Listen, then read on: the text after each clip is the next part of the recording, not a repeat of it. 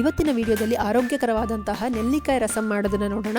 ಈ ಚಳಿಗಾಲದಲ್ಲಿ ಶೀತ ಕಫಕ್ಕೆ ಇದು ತುಂಬಾ ಒಳ್ಳೆಯದು, ಮಾಡೋದು ಕೂಡ ತುಂಬಾ ಸುಲಭ. ನಾನಿಲ್ಲಿ 6 ನೆಲ್ಲಿಕಾಯಿನ ಈ ಥರ ಕಟ್ ಮಾಡಿ ಇಟ್ಕೊಂಡಿದ್ದೀನಿ. ಈಗ ಇದನ್ನು ನಾನು ಒಂದು ಮಿಕ್ಸರ್ ಜಾರ್ಗೆ ಹಾಕ್ಕೊಳ್ತಾ ಇದ್ದೀನಿ.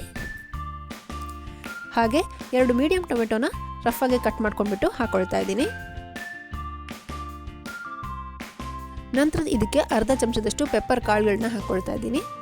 ಹಾಗೆ 1 ಚಮಚ ಜೀರಿಗೆ, 5 ಎಸಳು ಬೆಳ್ಳುಳ್ಳಿನ ಹಾಕ್ಕೊಂಡ್ಬಿಟ್ಟು ನೀರೇನು ಹಾಕ್ಕೊಳ್ಳದೆ ಹಾಗೇ ಸ್ಮೂತಾಗಿ ಗ್ರೈಂಡ್ ಮಾಡ್ಕೊಳ್ಳೋಣ. ನೋಡಿ ಇಲ್ಲಿ ಇವಾಗ ಗ್ರೈಂಡ್ ಆಗಿದೆ. ಈ ಥರ ಸ್ಮೂತ್ ಪೇಸ್ಟಾಗಿ ರೆಡಿ ಮಾಡ್ಕೊಂಡಿದ್ದೀನಿ. ಇದನ್ನು ಪಕ್ಕಕ್ಕೆ ಇಟ್ಕೊಳ್ಳೋಣ. ಹಾಗೆ ನಾನಿಲ್ಲಿ ಅರ್ಧ ಕಪ್ಪಷ್ಟು ತೊಗರಿಬೇಳೆನ ಮೊದಲೇ ಬೇಯಿಸ್ಬಿಟ್ಟು ಮ್ಯಾಶ್ ಮಾಡಿ ಇಟ್ಕೊಂಡಿದ್ದೀನಿ.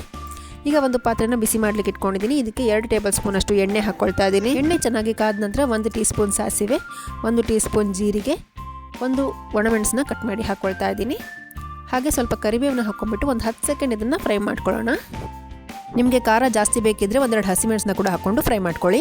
ನೋಡಿ ಇಲ್ಲಿ ಇವಾಗ ಫ್ರೈ ಆಗಿದೆ. ಈಗ ಇದಕ್ಕೆ ನಾನು ಆಗಲೇ ಗ್ರೈಂಡ್ ಮಾಡಿ ಇಟ್ಕೊಂಡಿರುವಂತಹ ಟೊಮೆಟೊ ನೆಲ್ಲಿಕಾಯಿ ಪೇಸ್ಟ್ ಏನಿದೆ ಅದನ್ನು ಹಾಕ್ಕೊಳ್ತಾ ಇದ್ದೀನಿ. ಇದನ್ನೆಲ್ಲ ಒಂದ್ಸರಿ ಚೆನ್ನಾಗಿ ಮಿಕ್ಸ್ ಮಾಡ್ಕೊಳ್ಳಿ. ನಂತರ ಇದಕ್ಕೆ 1/4 ಚಮಚ ಅರಿಶಿನ ಹಾಕ್ಕೊಂಡ್ಬಿಟ್ಟು ಮಿಕ್ಸ್ ಮಾಡ್ಕೊಳ್ತಾ ಇದ್ದೀನಿ.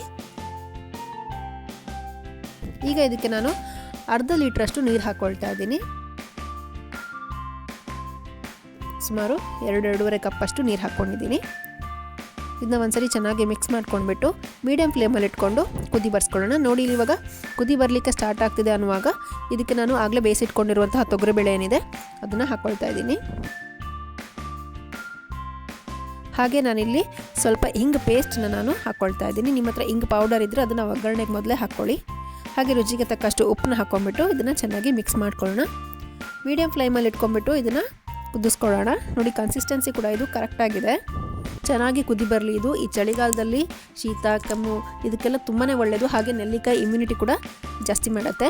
ನೋಡಿ ಇವಾಗ ಚೆನ್ನಾಗಿ ಕುದೀತಾ ಇದೆ. ನಂತರ ಇದಕ್ಕೆ ನಾನು ಸ್ವಲ್ಪ ಕೊತ್ತಂಬರಿ ಸೊಪ್ಪು ಹಾಕ್ಕೊಳ್ತಾ ಇದ್ದೀನಿ. ಒಂದ್ಸರಿ ಚೆನ್ನಾಗಿ ಮಿಕ್ಸ್ ಮಾಡ್ಕೊಂಡ್ಬಿಟ್ಟು ಸ್ಟವ್ನ ಆಫ್ ಮಾಡ್ಕೊಳ್ತಾ ಇದ್ದೀನಿ. ಇದನ್ನು ಬಿಸಿ ಬಿಸಿ ಅನ್ನ ತುಪ್ಪದ ಜೊತೆ ಸರ್ವ್ ಮಾಡಿ ಅಥವಾ ನೀವು ಇದನ್ನು ಲೋಟದಲ್ಲಿ ಹಾಕ್ಕೊಂಡು ಕೂಡ ಕುಡಿಬೋದು. ತುಂಬಾ ರುಚಿಯಾಗಿರುತ್ತೆ. ನೀವು ಇದನ್ನು ಒಮ್ಮೆ ಟ್ರೈ ಮಾಡಿ ನೋಡಿ ಹೇಗಾಗಿದೆ ಅಂತ ನನಗೆ ಕಾಮೆಂಟ್ಸಲ್ಲಿ ತಿಳಿಸಿ. ನಿಮಗೆ ಈ ವಿಡಿಯೋ ಇಷ್ಟ ಆಗಿದ್ರೆ ಲೈಕ್, ಶೇರ್, ಕಾಮೆಂಟ್ ಮಾಡೋದನ್ನು ಮರಿಬೇಡಿ. Thank you.